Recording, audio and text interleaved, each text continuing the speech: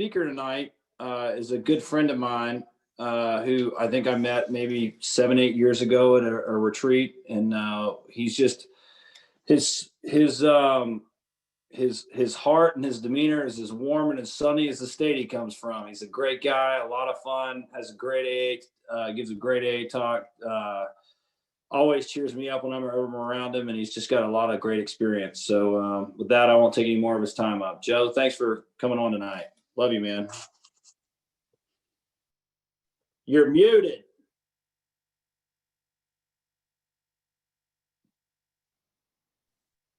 There you go. How about now? Yeah. Thank you, Sam. Thanks for that great introduction. Unfortunately, that guy couldn't show up, so he got me instead. And but it's good to be here with all you guys and gals tonight. And my name is Joe Krogan. I'm an alcoholic, and I am an alcoholic of the hopeless variety, as described in the big book of Alcoholics Anonymous. And I am not an expert on the 12 steps. I'm not a teacher of AA. I'm a satisfied customer, is what I am. And so, but I love to talk about Alcoholics Anonymous. It's the single most defining thing in my life today. It wasn't always so. I didn't come to you, I mean, think about it. Alcoholics Anonymous was not something on my bucket list. I couldn't wait to grow up and join AA. And I love when people say, oh, I came to Alcoholics Anonymous on my own. Nobody comes on their own. Alcoholics Anonymous is not a voluntary prayer. This is gun to the head recovery. Okay. You got to be out of ideas to try AA. Let's face it. It's like in the old cowboy movies. The barn is surrounded. You're inside. The posse's got outside with the guns drawn, and they set the barn on fire. You're done. There's nowhere to go, or you wouldn't come here. Come on, AA. And I heard an old timer say at a meeting one time to a new guy. He said, "Listen." He said, "Even if you don't stay, if you live, we'll see you again, because there's nowhere else to go. AA is it. This is the last house. We don't refer our people out if you can't make it in AA. There's nowhere to refer you to. This is it. So let's see if we can make this work." Unfortunately, I was looking for the referral out. I wanted something a little more sophisticated, and I love the reading, and I love, I'm going to give you my experience with it and whatever that is. And you're free to disagree. You're free to tell me I'm an idiot. In the book, they describe the types of alcoholic. And so that you know who's talking to you, I'll do a little qualifying. It says that there's the type of alcoholic who was unwilling to admit that he couldn't drink successfully. And then there's the type of alcoholic who thinks after a period of sobriety that he can drink. Then there's also the type of alcoholic who is normal in every respect, except for his drinking. I assure you that is definitely not me. And then they talk about the manic depressive, about which a whole chapter could be written. I wish they would have wrote it, because I don't know anything about that. But then they mention me, the psychopath. That's me. And I didn't know it. The problem with insanity is, the number one symptom of insanity is you don't know you have it. The guy in the mental institution that thinks he's Jesus.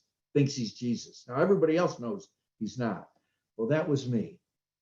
And the psychopath, as it's described in the book by Dr. Silkworth, says, he is always making many resolutions, but never a decision. And that's me. It's got to be gun to the head for me to make a decision here. My ego is so huge and so intact. It's the operating principle of my life. Now, if you were to ask me the day I got here, do you believe in God? I would have said yes, but I was strictly hedging my bet. Yeah, I might have believed in God like Sasquatch. I know he's out there, but I've never seen one. I hope I don't run into him, right? Or is there life on other planets? Yeah, there probably is life on other planets, but it didn't influence my life one bit. I was the final decision maker in my life. And I'll tell you quickly, my drunk-a-log. I don't stop, I run out. That's how I drank. and I don't quit, I get caught. What that means is that something has to happen for me to stop, for me to have a moment of clarity. There has to be blue lights in the rearview mirror. I have to lose a job, lose her, get thrown out of a place to live. Something has to happen. And I go, oh, wow, okay, let me straighten out for a while. And mean it with all good intentions. I don't have any trouble quitting alcohol. I don't know. My story is not one that where I woke up one day and said, my sobriety date is September 12th, 1990. I didn't wake up and say, phew, that's it. I've had enough. I can't do this anymore. I'm going to AA and straighten out. That is not my story. I did not surrender to get sober. Mine is a lot like what Bill writes about in the big book. On September, I don't remember a hell of a lot about September 12th, 1990. I remember a hell of a lot about September 11th. Maybe you guys remember the day before you got here. I bet that was a bad day, huh? It was a bad day in my life. The day before I got here, I was in the throes of this disease. And I had done, what I had done so many times. Woke up, I like binges. Does anybody here like binges? I'm a binge drinker. I like I said, I don't stop, I run out. And I don't have any problem quitting, but I was 40 years old, 5 days before my 40th birthday on my sobriety date. And I was living in a Skid Row motel room with my girlfriend and our 2-year-old son. So, and I'd never been to AA, never been to a treatment center or a detox. So you want to talk about somebody who is the delusion that one day, the great obsession of every alcoholic is that one day he can beat the game. There was no way I was going to go, cannot be kicking my ass. I'm going to fix this. I am going to fix this. I'm going to straighten my life out.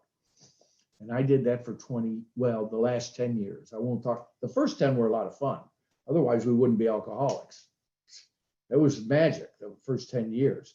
And, but those last 10 years, and it looked a lot like this.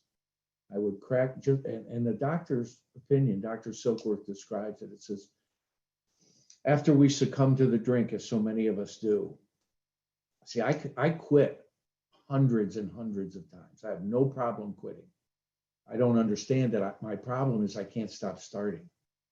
And it says, after we succumb to the drink, as so many do, we enter the well-known stages of a spree or a binge or a run, and emerging remorseful with a firm resolution not to do it again. And I thought that firm resolution had it counted for something. This time I would wake up, I would crack my eyelids open after a binge. And at the end, I'll take that motel room. We lived in that motel room for a couple of months. I move in, I don't move out. I'm like a squatter. You can't get me out. Right? People pay for me to go away. At the end of my drinking, they would pay for me to disappear. And I was in that motel room for a couple of months. And every time I went on a binge, when I would come to from that binge, I would crack my eyelids open. And the first thought that crossed my mind is, damn, I'm not dead. And then I would look around in horror. Bill talks about it in his writings. He said, the guilt, shame, and remorse of the morning after are unbearable. They're unforgettable. And it was horrible. The horror of the morning after. And then I would do what I call the alcoholic dance. I would say, I'm not going to do this anymore. That's it. I'm done. I'd look at my little boy in that crib in that motel room in dirty diapers and watered down milk. And I would say, that's it. I'm going to be a dad. And I'd cry real tears. And I'd say, I'm going to straighten my life out. I'm going to get us out of this motel. I'm going to go get a job. I'm going to turn my life around. And I meant it from the bottom of my heart. And on September 11th, 1990, I came to from a binge exactly the way I'd come to all those other times. And I'll tell you what happened. And my story is very simple. I came to and I said, damn, I'm not dead. And then the guilt, shame, and horror was on me. And I looked at my little boy and I started to do what I'd always done. I started to cry and I looked at him and in that crib with those hollow eyes, because I wasn't present. And I started to say, that's it, I'm done. I'm not going to do this anymore. But on that day, there was a voice inside my head as clear as my voice tonight. And it said, no, you're not. you're going to drink again. You always drink again. And I knew the truth for the first time. I couldn't buy my lie. And that was my bottom to this day. And I believe that the bottom for me is defined as when reality pierces the delusion. And it pierced the delusion like it came through my chest. And I knew it's like a guy falling out of a skyscraper and you say to yourself on the way down, so this is how it ends. So this is how I die.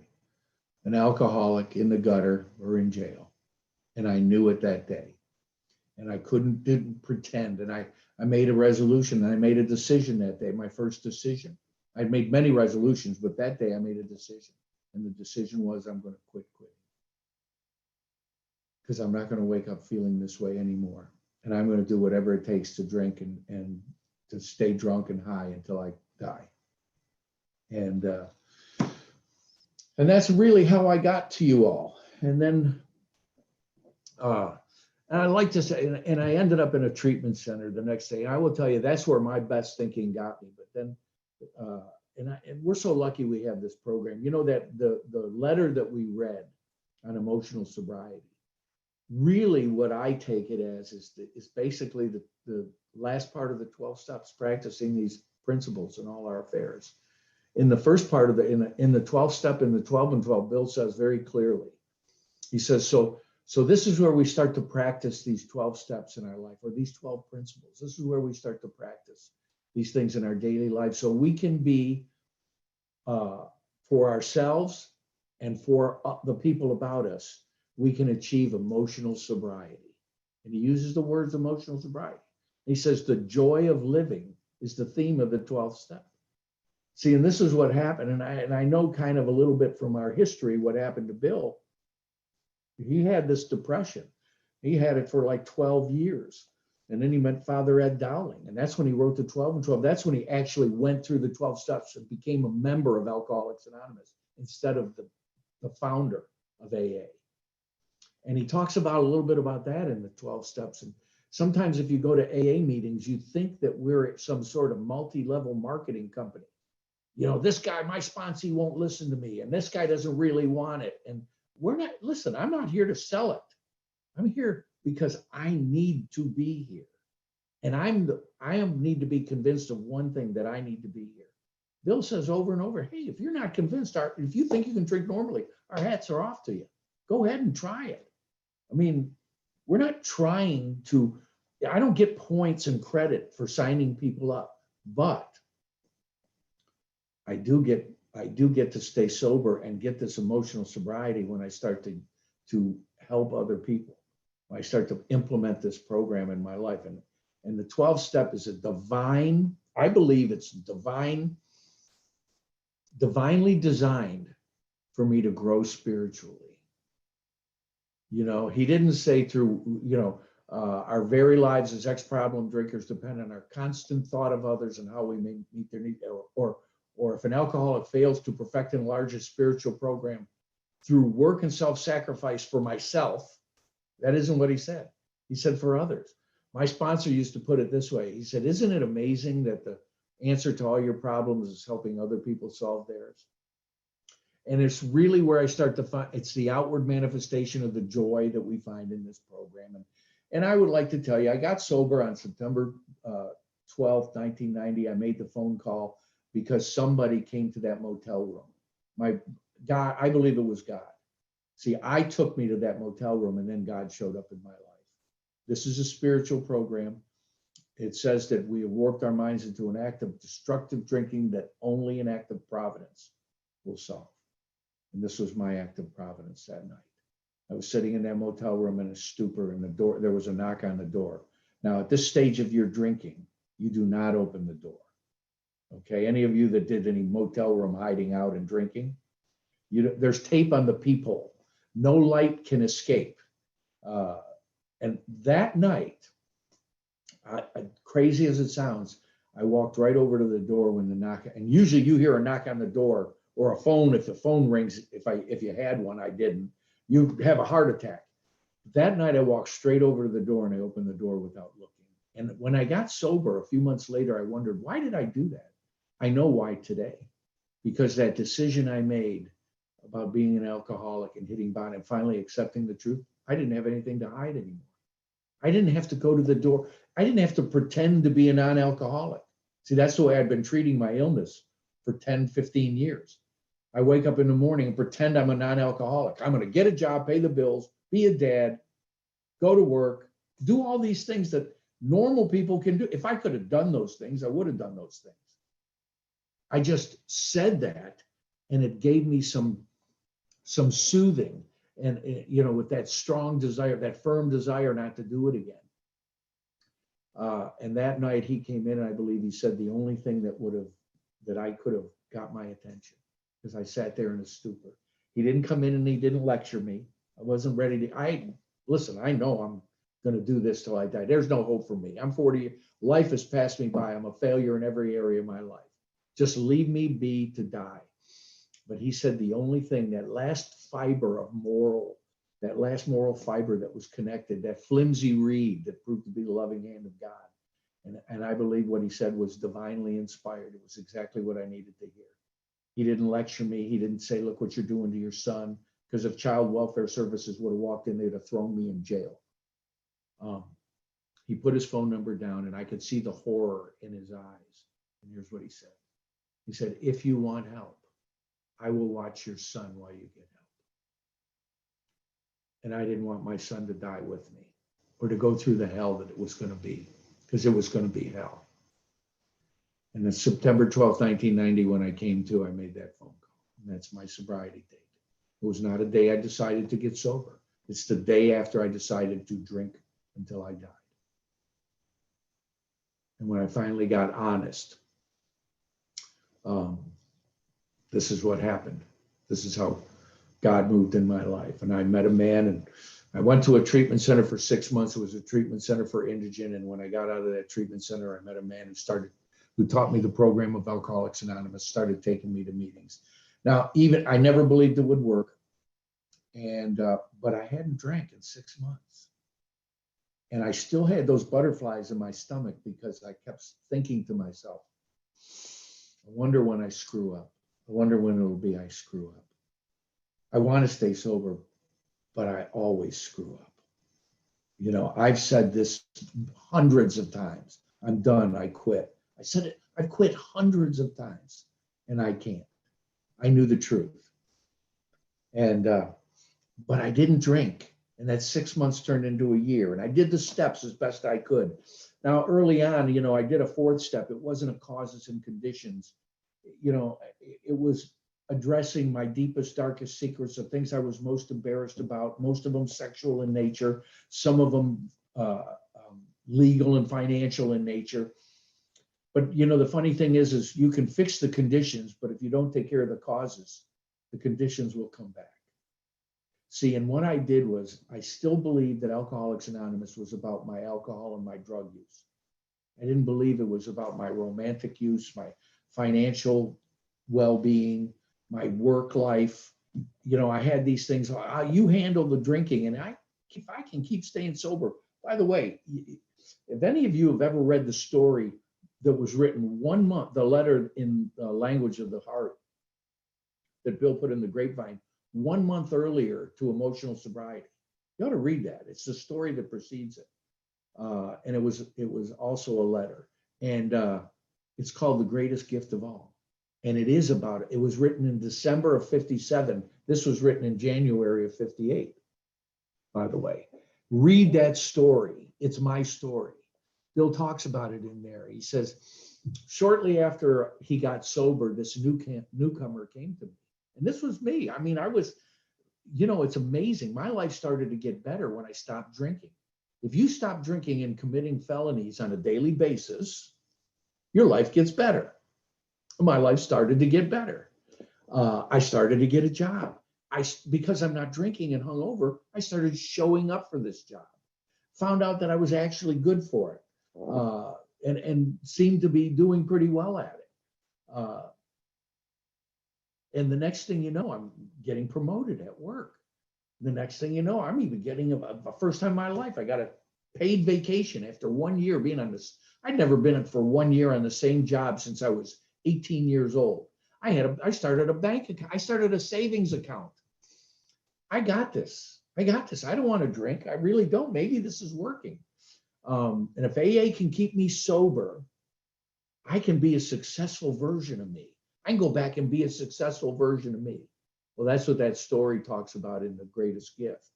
This newcomer comes to Bill and he says, man, if the AA can keep me sober, man, I can go back and make a better job of it this time. I can start to make my fortune. I can get my wife back because things were going good for a while.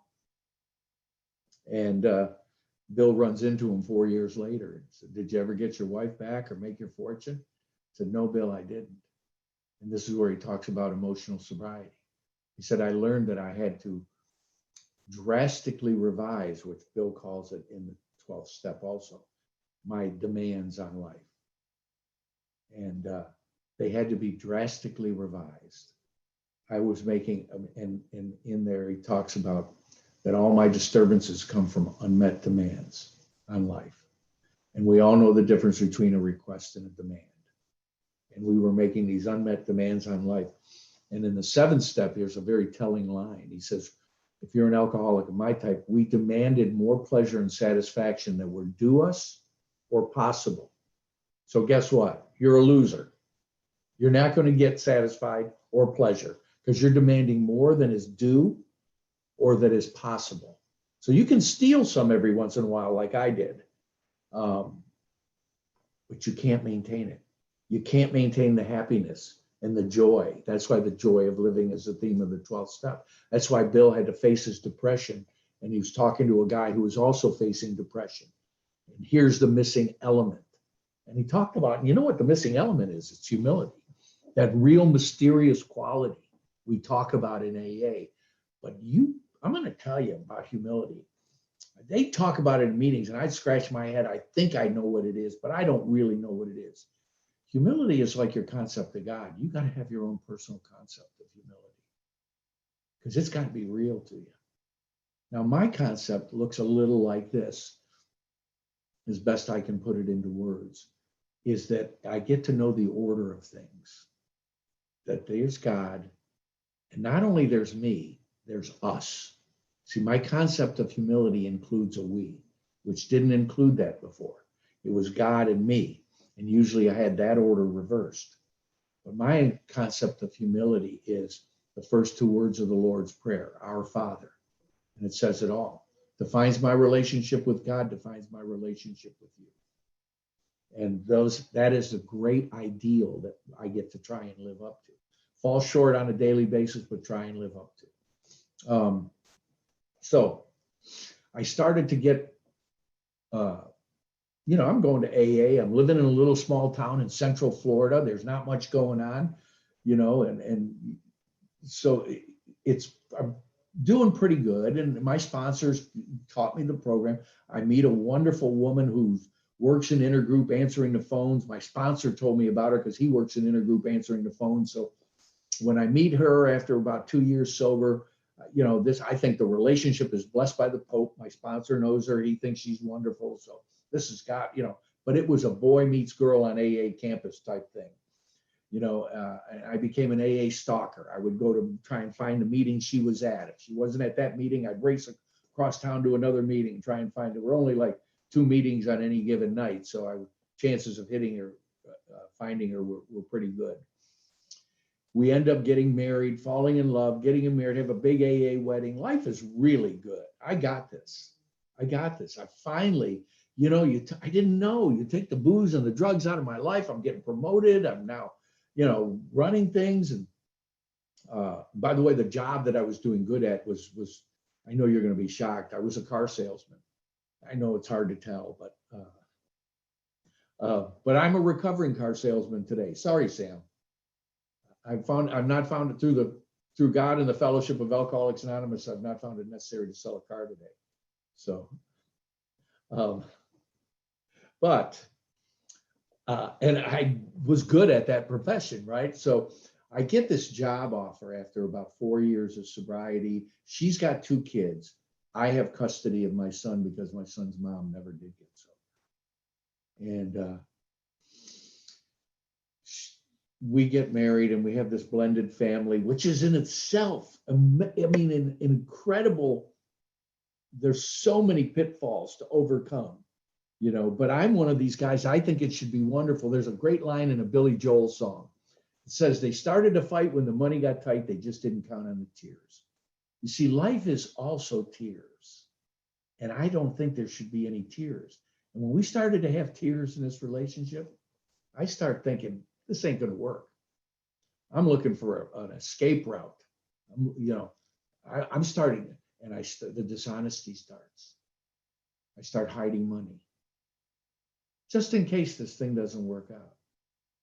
I get this big job offer down in West Palm, and she's like, no, we can't go. My kid's school, your kid's school, all our friends in recovery are here. This is the opportunity of a lifetime for me. By the way, it was a job I was not qualified for. I thought I was. My ego thought I was.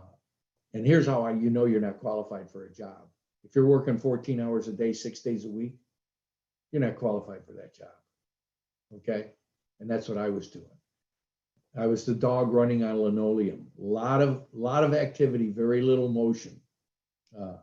And that's what happened. And I was staying busy to look like I was doing the job. But I interviewed well, got the job. I was the general manager of a luxury car dealership in West Palm. Great job, making more money I've ever made in my life. But I'm working long hours, and I start to be a little dishonest in my marriage. I'm hiding money. I'm staying out later. I'm doing things I shouldn't be doing. And I'm going home at night, and I'm tired and worn out. I've spent all my energy away from my home. We practice these principles in all our affairs. A much more effective demonstration of this program lies in our respective homes, occupations, and affairs. Well, it wasn't that way for me. I was sober, but I wasn't going to AA anymore. I was hitting a meeting here, a meeting there. My wife was going regularly. And I would go home exhausted, and I would put the cardboard cutout of a husband up.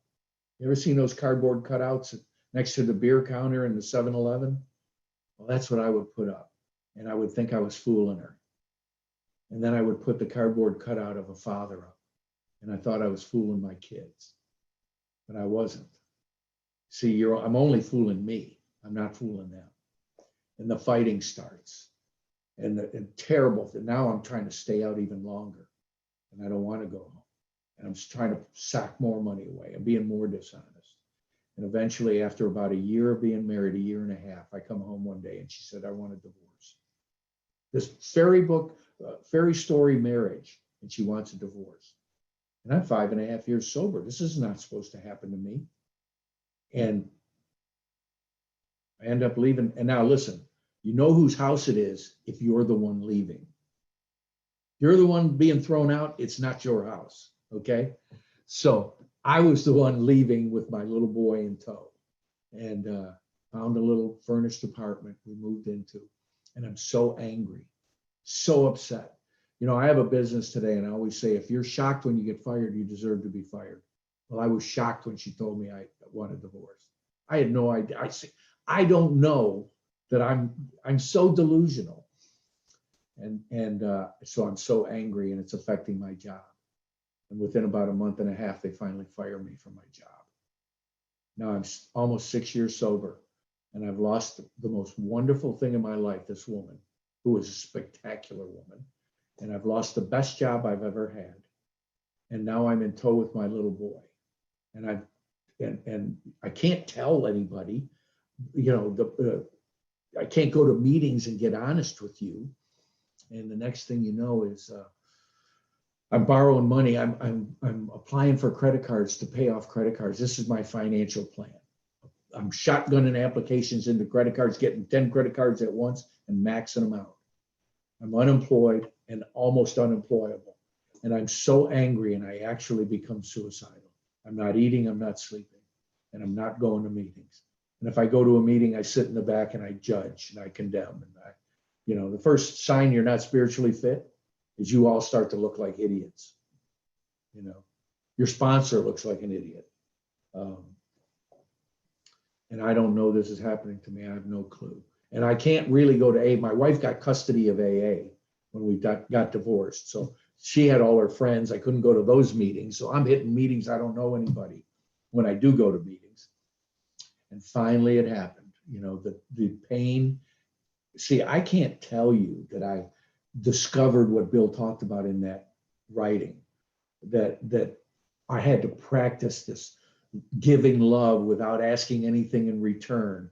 I had to drastically revise my demands on life for romance, finance, and security. I can't tell you that didn't happen for me. It was gun to the head. It was again gun to the head. Some people learn by the brick, some people learn by the feather. I'm a brick guy. I wish I wasn't, but I'm a brick guy. I have to have the brick hit me right in the name of the Father, and then I might see it, right? And the evidence has to be insurmountable. Just like when the evidence for me to find out I was an alcoholic and I couldn't stop. I had to hit 40 years old and living in a motel room and never been to AA, never been to a treatment center or detox. I thank God for that, because I'm like you young people. Thank God I didn't know there were these drip dry places you could go in and they clean you up, sober you up, feed you, get you healthy. And, you know, a week later or 30 days later, you're back out on the street. It's like Jiffy Lube for recovery, right? Lube oil filter, rotate the tires. You're good for another 20,000 miles. Thank God I'd be dead today. So what happened was I'm hurting so bad. And I can't go back to the car business because of the hours. And I'm a single dad and I'm broke. I don't have any money. I can't even take my son to daycare. And I don't know what to do. I'm absolutely back against the wall, do not know what to do. And I drive by this place and it caught my attention. And it was a bar, and it said if I go back drinking, I'm going to drink in there. It had a name that attracted me. It said bar. And the parking lot was in the back, and it opened at 8 in the morning. And I figured I could be a big shot in there for a while. And, but it's hard to drink when you got 6 years sober. And, you know, because one thing I did know, I had to unwork the steps all the way to step 1, part A. I knew if I drink, my lifestyle is going to change. There's no doubt in my mind. My lifestyle is going to change. I couldn't undo that truth. And I circled that bar for 7 days. And on day 7, I was laying in bed, actually wanted the end. I was wishing for the end. And the pain was so bad, I said, I don't care. And I cursed God. F you, God. If this is sobriety, you can have it. I'm done. And I got in my car, left my little boy asleep in that back room, and I drove across town to that bar. And I'm going to drink. And I don't care. I'm going to drink. I got the butterflies in my stomach. I know I'm going to drink tonight. I don't care. And this is the only thing that will take them away and take the pain away. I have an illness that has to be treated either by alcohol or by God. And I had lost God. And I was 1 block away from that bar. I drove across town. I was at a traffic light, a block away from the bar. And I could see the bar. And it was nighttime. And on the side street at the light, there was a broken down van with its hood up. And underneath the street light, I could see the front license plate. And the front license plate said, "Have you prayed today?" And I read it. And like an idiot, I said the serenity prayer. And I don't even know why I did. And I didn't go into that bar. It was almost like a sober blackout. I drove across town to a meeting I'd been to one time a year earlier. And it was in a church, and I knew where the church was. And I knew it was on this night. And I drove in there, and I walked in, I sat in the back of the room. And once again, this is where that flimsy reed that proved to be a loving hand of God. There's no other explanation in my life. And this is my choice. So I'm sitting in the back, and the guy's up at the podium. And there were probably 125 people at this meeting. And he said, tonight's anniversary night. We have about 5 or 6 celebrants, people celebrating anniversaries in the month of September. Anybody here celebrating an anniversary? And I went, like an idiot, I raised my hand. It was my anniversary. It's my 6-year anniversary. And everybody clapped like we do. And they said, well, here's what we do at this meeting. We have about 5 or 6 celebrants. Each one comes up for about 5-10 minutes and shares how they did it. But since we have a visitor, why don't you start us off? And I walked up to the front of that room. I got behind the podium and I looked out. And once again, most of us are here because of the kindness of strangers. I looked out on the faces like I'm looking out on the faces here. I didn't know anybody, but I knew your faces. And I saw the love. And I started to cry. And then I started to sob and I couldn't speak. And I stood there. It seemed like forever. And finally, I got the words out of my mouth. I'm lost. I don't know how to do this thing and I need help. And 2 guys, and I stood there crying. That's all I could say. And 2 guys finally rushed me off the stage, took me back in the kitchen, and they sat with me. 2 men I didn't know sat with me till 11:30 that night because they were afraid to leave me. They thought I'd drink. Kindness is strange. I see what you are. I saw the love in this room. And they picked me up at 7:30 the next morning. Made me ride a golf cart with them while they played a round of golf. And made me stay with them for 4 hours. Then they took me to 3 different meetings that day, and then took me home and showed me how to do Alcoholics Anonymous again. And see, I had burned my life to the ground, sober. I couldn't blame it on the alcohol or drugs. There was nowhere to hide. I had failed in every area of my life, sober. And finally, I had what I call my second surrender. And it's when I started to realize, and they took me back to the steps, and I understood now that my demands were killing me. These immature demands on life to be more than what I am. I was 47 years old at that time, 46, 47 years old at that time. I couldn't go back to the car business. And I said, they helped me. They said, what do you got? You got your son. Can you be a good dad?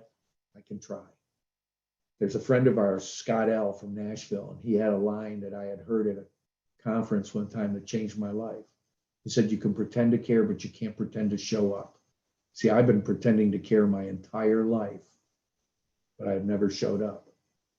I said, all right, I can try to be a good dad. He said, and what about AA? Can you be a good member of AA? Yeah, maybe I can. He goes, well, when are you going to stop going to AA to get AA and start bringing AA to the meeting? Okay. And they took me back to the steps and they got me going to detoxes and treatment centers and jails. And they got me sponsoring guys. And I found out where the real joy comes from. For me, they say you can't keep it unless you give it away. I didn't get it till I gave it away. And I had never given it away before. I was there taken. I was shoplifting recovery the entire 6 years I was here. I want to steal what I can from you, go back and be a successful version of me. And I didn't even know it. And finally, I surrendered every area of my life. There's no more separation of church and state. I surrendered the rest of my life. And at 47 years old, this is when I began to practice these principles that we talked about in here. I made my first decision based on someone else's welfare, not mine. I said, all right, I'll take a crummy job. I don't care if I got to go to work at 7-Eleven. I'll take a crummy job so I can be with my son. I can take him to school in the morning and I can pick him up from school at night. And I can have dinner with him. And I can be a dad. And I did that.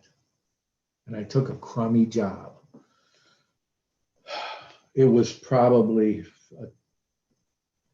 not even a quarter of the income that I could have made in the car business. So I had to find a different, and I'm not an educated guy. I don't have any education. I'm a car salesman is what I was.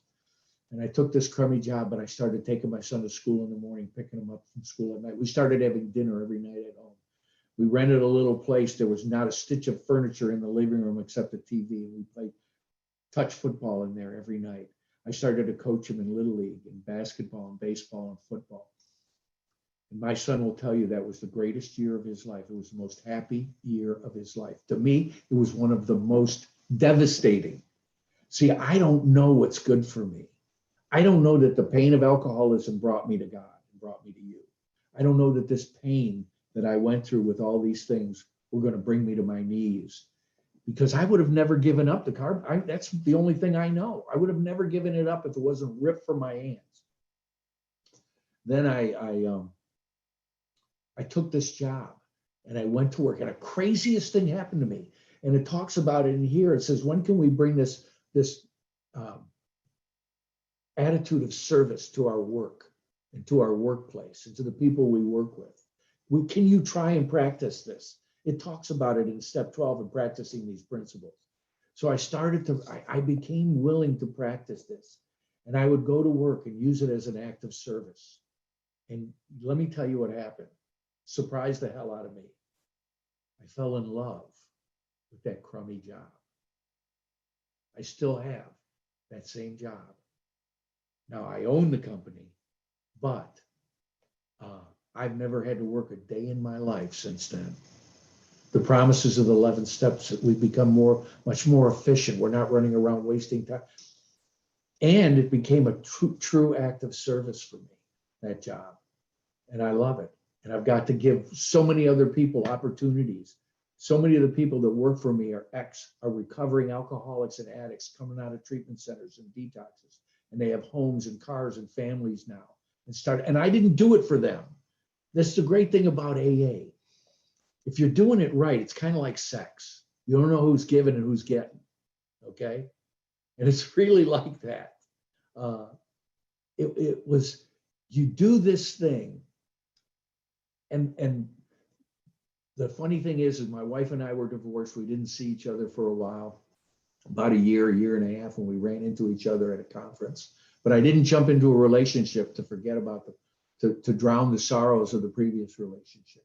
I really knew there was something in me when I went through the steps with that man again, that I knew that if I didn't change, I would bring the same person into the next relationship. My wife, when she threw me out, said something to me. I didn't hear it then, but I heard it later. She said, "Can't you see all your relationships end the same?" And I knew I was going to have to drastically revise my feelings and my principles and what I thought was a good guide. See, I didn't think I was a bad guy. I went to work and thought I was, I thought I had was a decent worker because I used this system for work. Go to work, and an honest day's work for an honest dollar, okay? But let me tell you what that looks like for an alcoholic of my type. It's like justifiable anger. It doesn't work for us. It works for normal people. That doesn't work for me, and here's why. An honest day's work for an honest day's dollar looks like this to me. Get there as late as possible, do as little as possible, ask for as much as possible from my boss, and leave as early as possible. You want that guy working for you? But I'm doing what I'm paid for, right? And I thought, well, and it was the same thing in my relationship. Why? And I finally got to take a look at my relationship, and I wasn't shocked anymore she divorced me. I knew why she divorced me. And she had thrown herself into her program, gotten over it, and really got healed spiritually too. And we ran into each other at a conference, and we started to date. And we knew that we were going to have God at the center of our marriage. There's no more separation. There's no more work life, financial life, romantic life. There's no more separation. This is it. It's all under these spiritual principles. So when we started dating, we started praying together for our relationship. And we still pray together for our marriage every morning after we take our own private quiet time. And because here's what happened. I had to drastically revise those things, those demands that I made. I thought a good basis for a relationship was 50-50, give and take, right? We hear that all the time. It does not work for me. It doesn't work for most of us. Here's why. If you're doing 50-50, you're the one keeping score. You're the one making sure they're coming up with their 50 first. It's the old, you show me yours, I'll show you mine, but you go first. And I was doing that with God. I was doing that in every area of my life. It says on page 61, is it not evident to all the rest of the people what he's after, that he's selfish, self-centered? Does it not make them retaliate and wish to grab for all they can out of life? See, I was teaching people how to treat, I was sandpaper in people's lives. There was friction everywhere I went. Talks about producers of confusion rather than harmony. And that's who I was.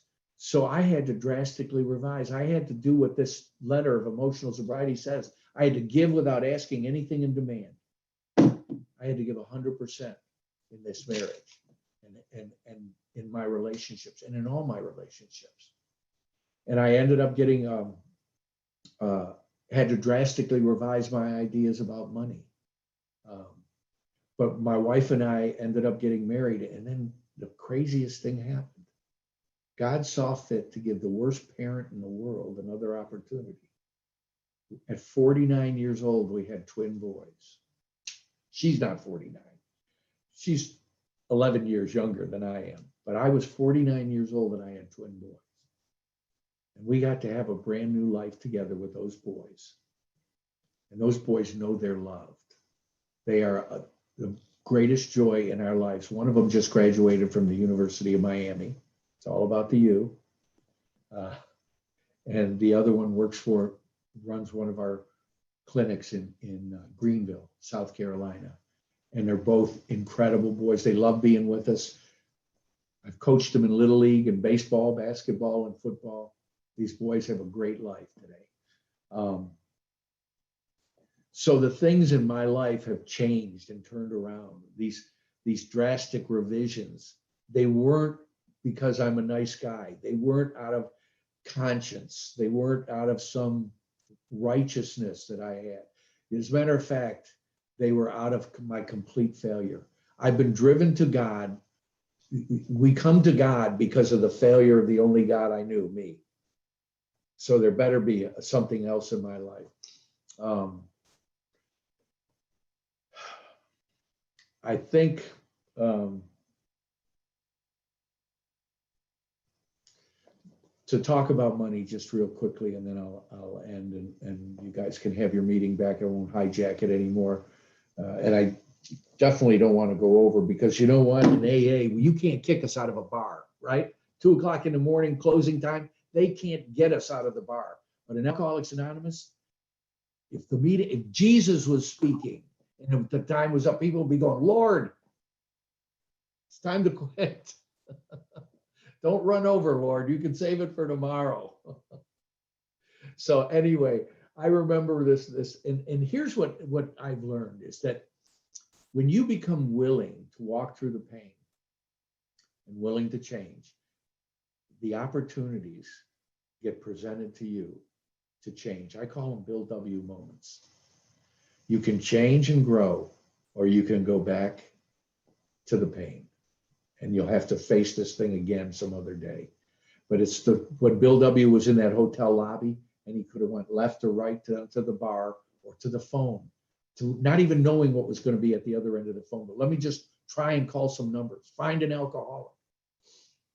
And he went to the phone, and here's what it says. And he goes, insanity had returned. And fear gripped him, and insanity had returned, and he went to that phone booth. And our lives hang in the balance. And you'll have Bill W. moments in your life. If you've been sober a while, you know these moments. I can do this or I can do that. And your sobriety hangs in the balance. And usually the right thing is the hardest thing to do. We beg of you to be fearless and thorough from the very start. This is the most courageous thing you'll ever do in your life. It's changed my life, and I cower with fear. And I'm going to read something real quickly that Bill wrote, and it's one of my favorite things, because I told you this is about humility. You read that in the beginning of this letter about humility. It's the secret ingredient. When you got it, everybody thinks spiritual awakening is about a feeling. It's not about feelings. If I put my emotional dipstick in, I'm usually come up a quart low. It's not about feeling, right? Some days you get to feel the faith. Some days you just get to practice it. There are tears. It's going to pass. See, alcoholics think that a restless, irritable, and discontent, to a normal person, that's a bad day. To us, we got to treat this condition immediately. Bill writes something.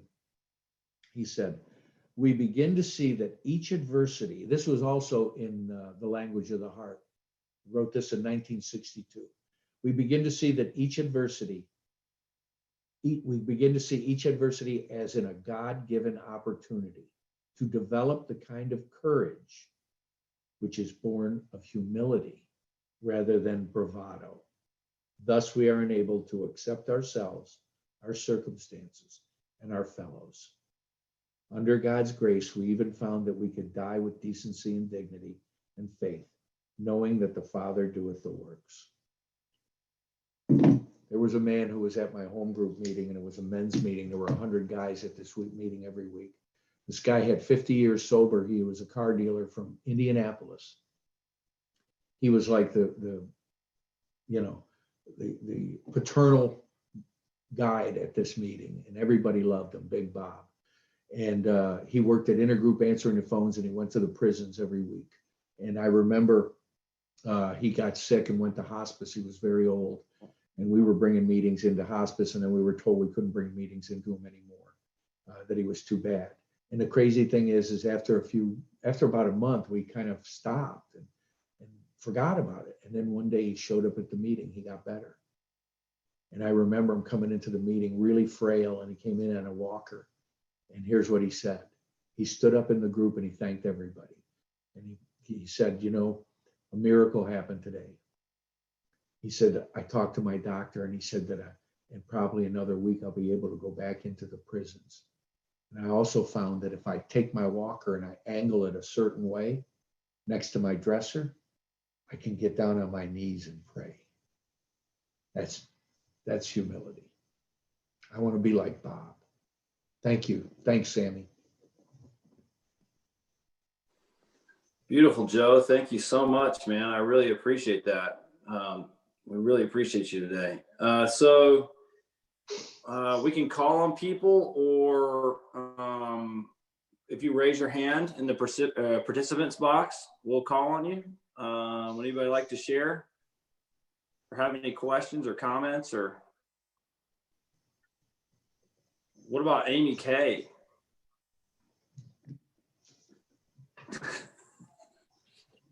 Hello, Sam. Hello, Joe. My name is Amy, and I'm an Amy. alcoholic. And I'm grateful to be here and grateful to have heard that story. This is my third meeting today. I started this morning at 6:30 doing a lead on a meeting in New York City. And I'm just thinking about humility. And, New York City, I just figure everybody there is sober since 1935, and they know the book right backwards and forwards and everything else.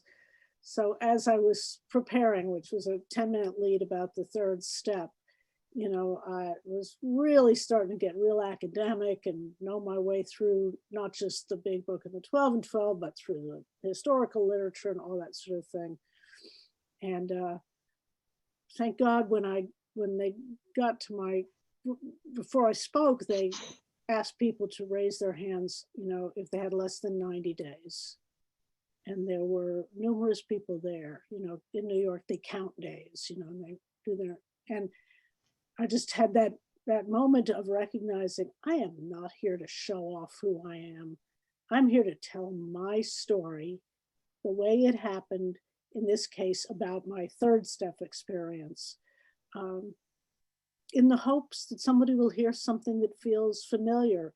And part of my third step experience is that God showed himself to me in parking spaces and bumper stickers.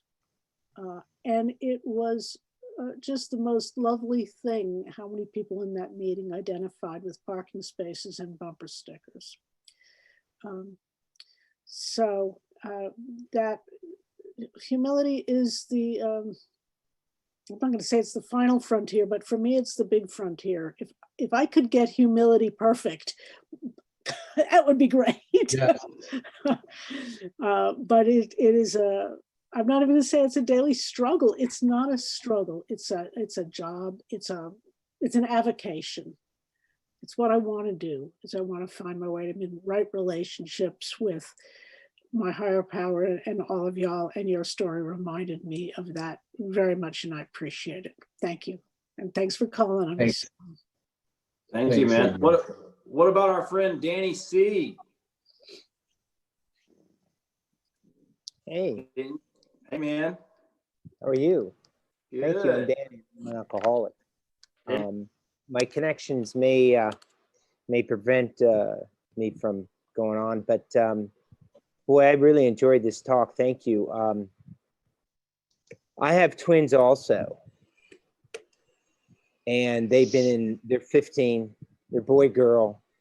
It's been absolutely amazing.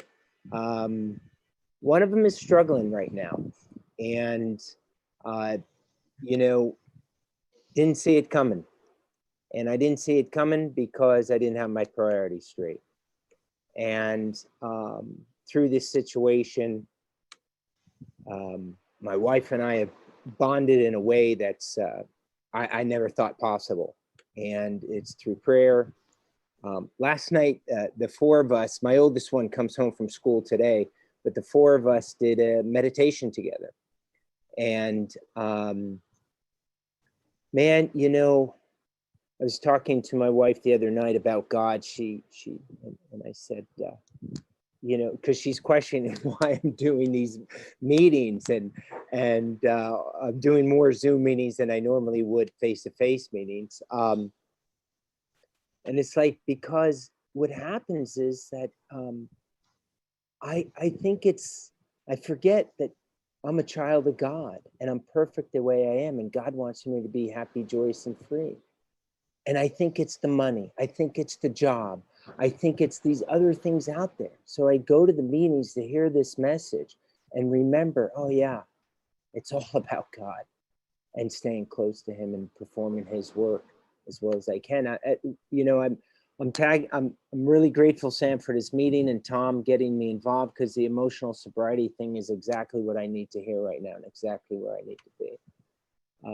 It is 10:30 in the morning in Indonesia. I'm going to turn my camera. You won't see it well, but there's the ocean right out there. And the volcano's right out there. It's called Manado Tua. And that's my front yard. So, you know, how bad can it be? I think things are rough at sometimes. It's just crazy.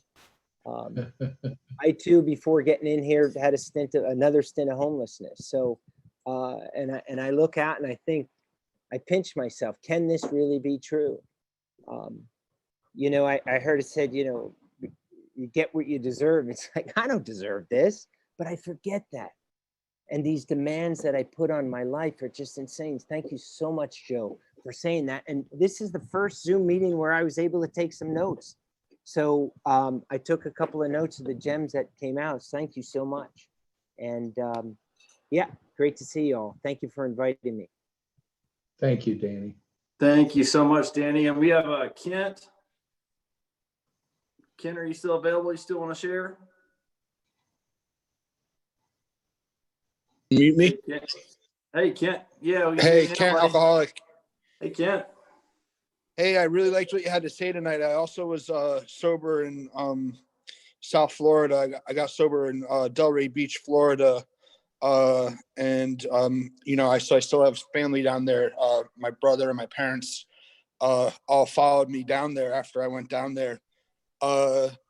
Unfortunately, I'm coming back from a relapse. So I have about 5 days. I'm just grateful to be here and to be able to.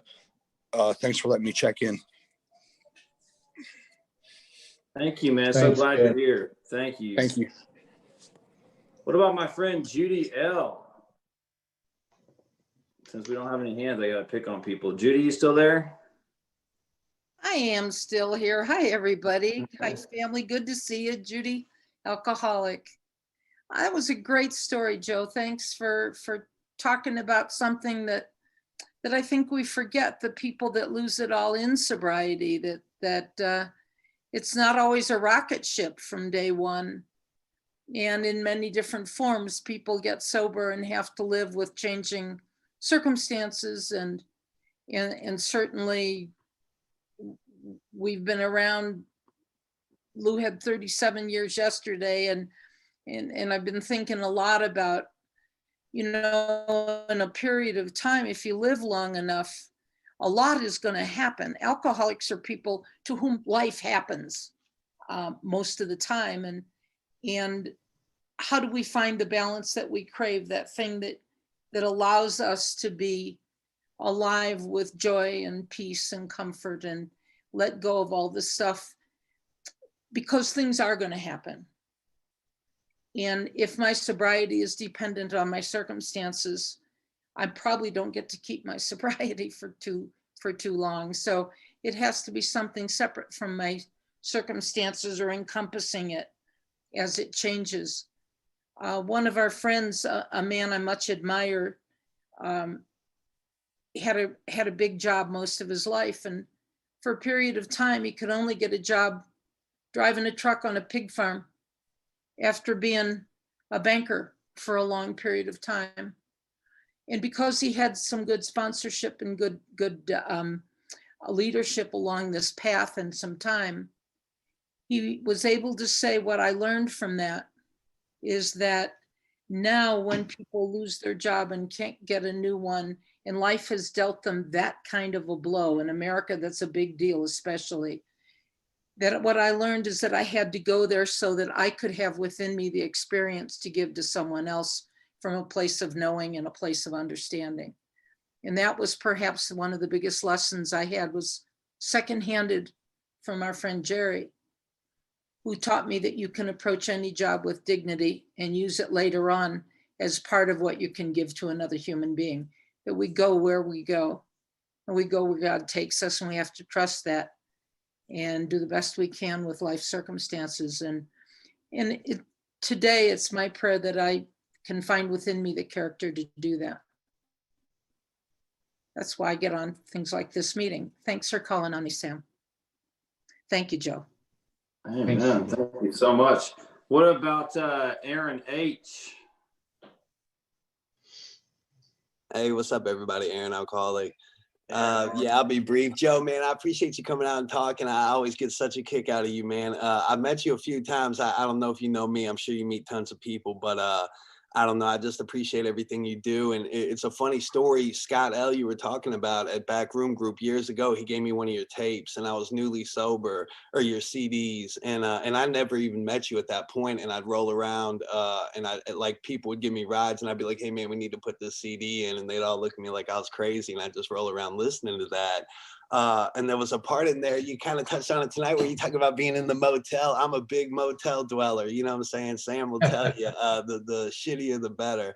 And anyway, you talked about the knock at the door. And I think on the tape, you said something, you're like, I knew it wasn't good news. You know, it wasn't Publishers Clearinghouse out there with the check. And I don't know, man, it got my attention. And everything else you talked about, I really related to. But the bottom piece, man, where you said you realized you were going to drink again, you know, that I'd been through treatment a bunch and been in a lot of legal trouble and struggled with getting sober for years before I did about, you know, in 2016. But I'd gone to jail and I did a while in jail and they let me go to this indigent treatment center. And I remember it like yesterday, I was sitting in this room and there was 5 or 6, 7 guys sitting around, and one was talking about how his girlfriend was going to sneak him in some drugs. And another one was sharing how his food stamps had been racked up since he was locked up and he was going to sell those and hit a lick. And you know, before that, I was always in situations like this. And I never really thought that was me. You know, I kind of viewed myself as kind of the victim of, you know, a series of unfortunate events. You know what I'm saying? Like, I'm not really like these people, but it was like an out of body experience, like in this room. And I was like, this is me. Like, this is my future. This is who I'm a drain to everybody who knows me, to society. Like, I'm not, this is Aaron Ham. And something clicked, man. And I realized, like, if I don't do this, everything these people have been telling me for years, like, I'm not going to make it. And, you know, my bottom was not my biggest legal consequence or anything like that. It was just something in me snapped. And the last thing I'll touch on is how you talked about, like, the antidote for pretty much everything is working for others. And this guy was, you know, you know how it is. You read the book a million times, but things jump out differently at different points. And this guy cross-referenced, he was talking about selfishness, self-centeredness being the root of our troubles. He goes, the root, below anger, below fear, below alcoholism, like the root. And then he goes back to whatever, 20 or 22 or whatever it is. And And I think you mentioned, he said, our very lives as ex-problem drinkers depend upon our constant thought of others and how we may help meet their needs. He goes, if the root of this stuff I'm dealing with is self-centeredness, I mean, just the natural, you know, antibody is just thinking of others. And anyway, I don't know, he did it a lot, you know, better than I just did. But I just want you to know how much I appreciate, not just tonight, man, but everything you do. And I don't know, man, thanks so much. That's it. Thanks, Aaron. Didn't I loan you some money? That's right. That's What'd right. you say now? I said, You didn't loaned I him loan money, you Joe. some money? I still didn't catch that. I'm sorry. That's all right, man. Great job. Thank you, Thank you, man. Yeah. What about Kurt? Oh man, Kurt.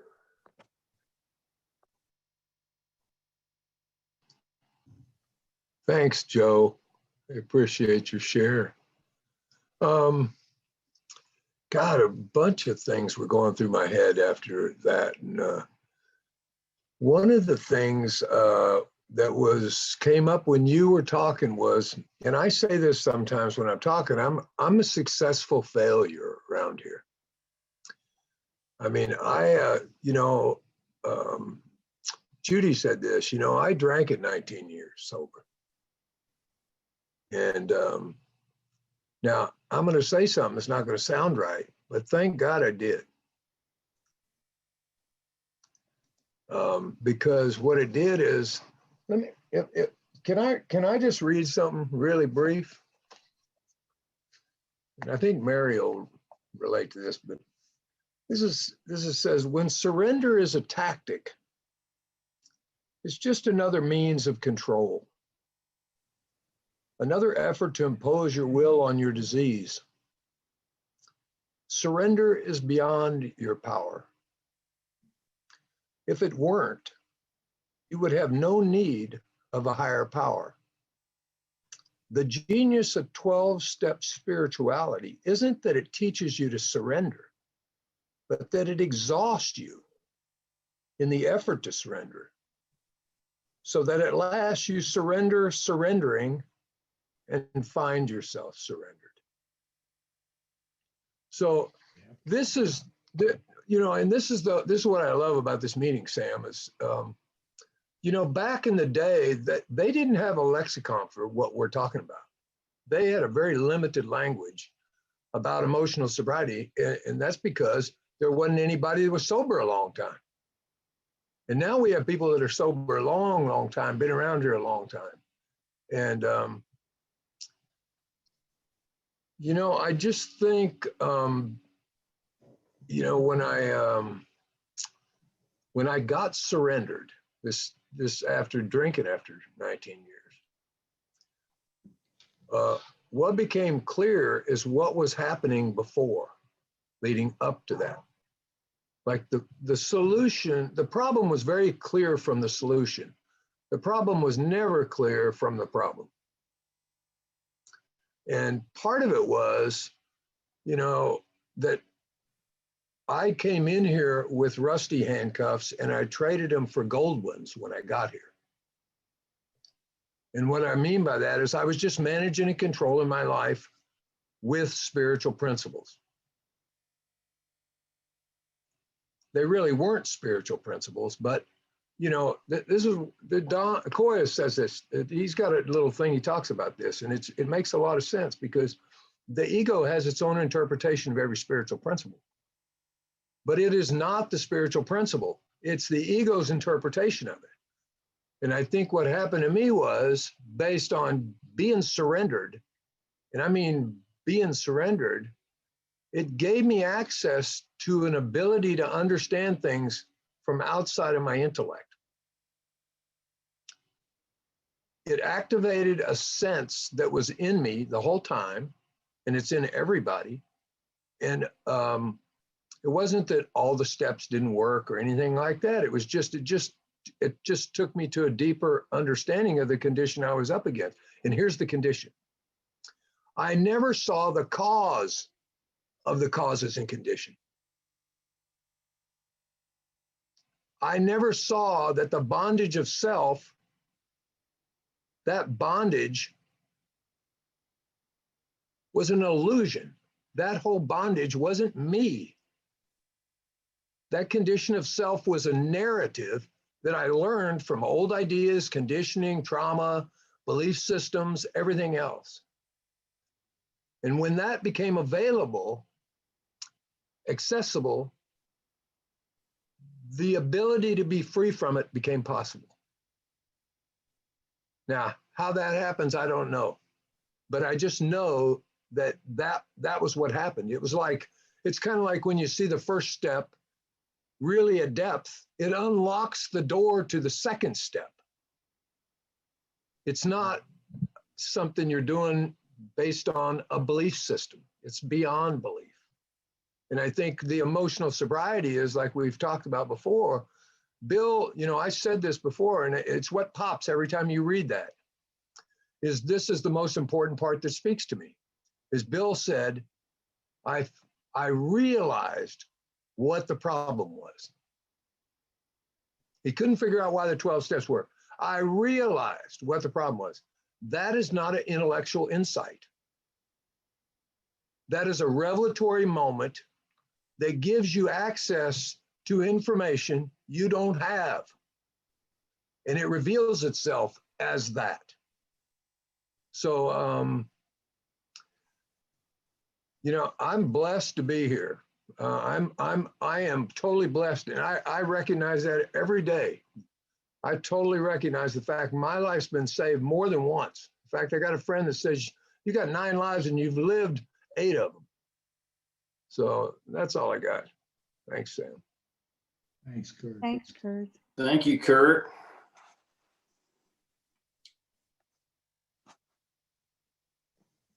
What about you, Tom?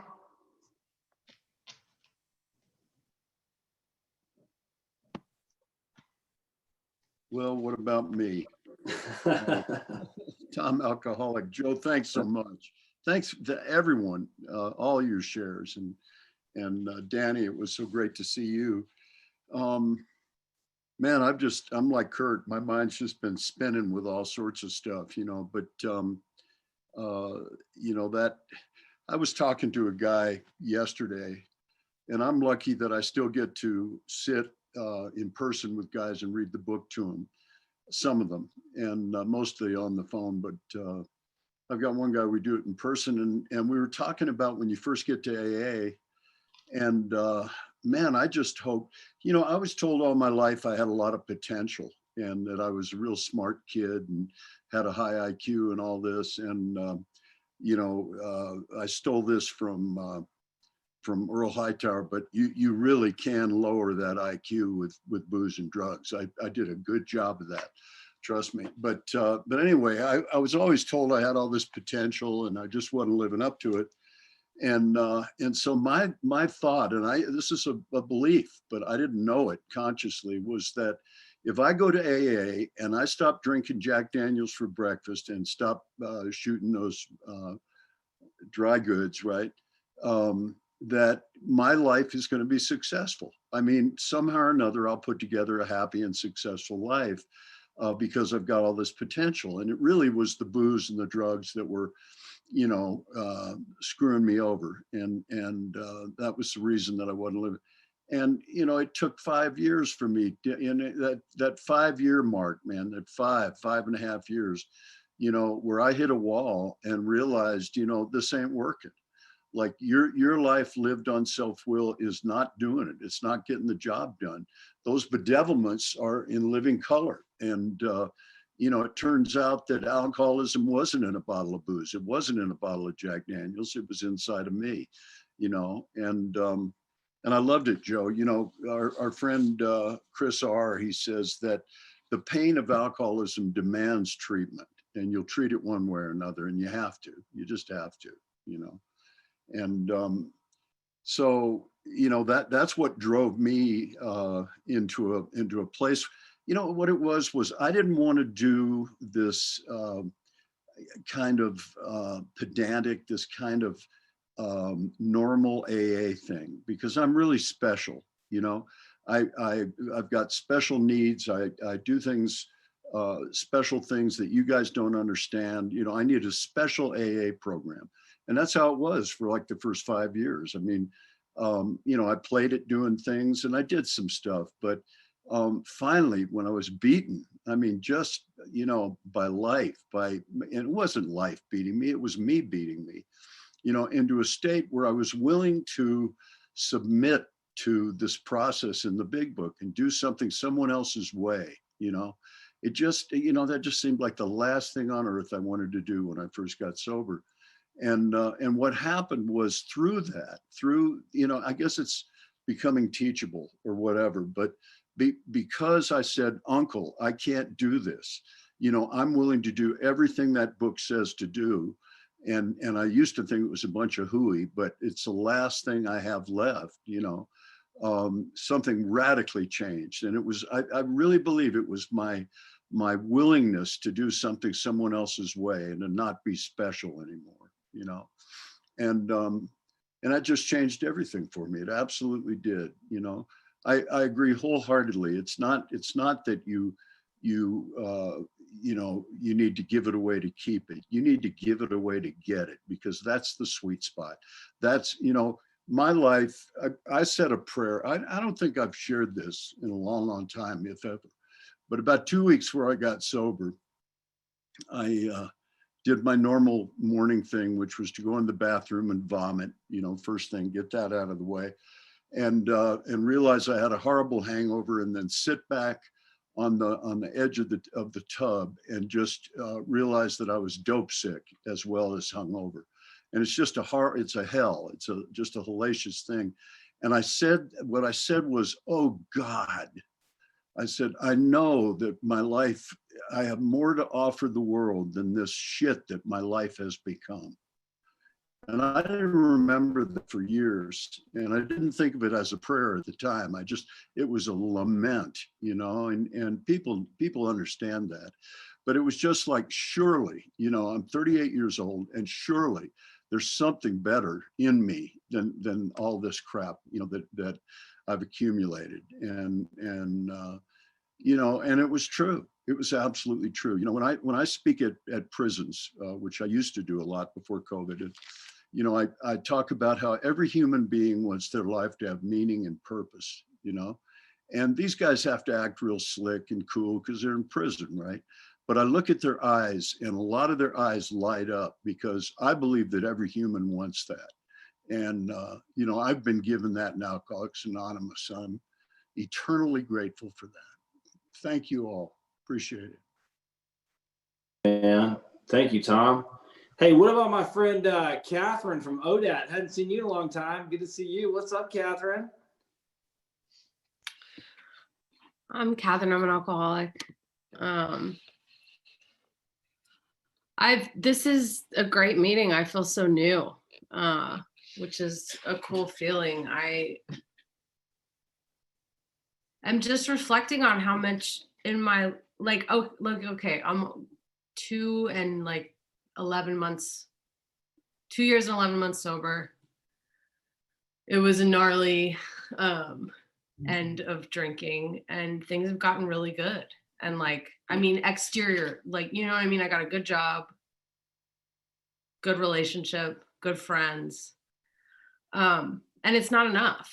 You know what I mean? And if you had told myself before I stopped drinking, like, that I would have the things I have today, I would have thought that I couldn't not be happy. You know what I mean? And I'm not happy, but it's like that, what's been discussed tonight, like that hungry ghost or whatever is alive and well. And like, I like what was shared about the acceptance piece kind of being doled out, like not from within, you know what I mean? Because I'm certainly getting there. I've had, you know, like I got fired by a sponsee recently, and I was like, what the fuck, you know? And I was so I was like between self-righteous and then worried about what other people think. And like, I can admit that, you know, because it's just the truth. But like, it was this cool opportunity, because I was like, wait a second, where everything that I was asking her to do about like looking at my piece of the resentment of it, I had then to do myself, you know? And at least I can say that today I'm willing to look at myself, look at those things and do the work and like write a 4-step. And I just feel like since that happened, like I was shown a bit of a blind spot, if that makes sense. And then all these other, like Chris told me about this meeting forever ago. And then I came on and it's almost like it was, mirroring to early sobriety where I keep seeing, I had this realization even today, like there's somebody I don't like. And I realized today, I was like, wait a second, they're not an asshole. I'm an asshole. They're just being a person. You know what I mean? So I don't know if that makes any sense. I feel kind of new. And I'm really grateful for that, I guess. Thanks. So good to see you. Thank you so much for joining. Well, Joe, anything you thought about that you might want to bring back up before we shut her down? Any last words? No, I'm good. And thanks everybody who shared. It's been awesome. Yeah. Thanks for staying up past your bedtime, old man. I appreciate that. I know I can tell it's getting close. Let's the way that we do this, we put on mute and then we just inwardly say the Lord's Prayer to ourselves. So just take a few deep breaths and we'll do it in unison to ourselves.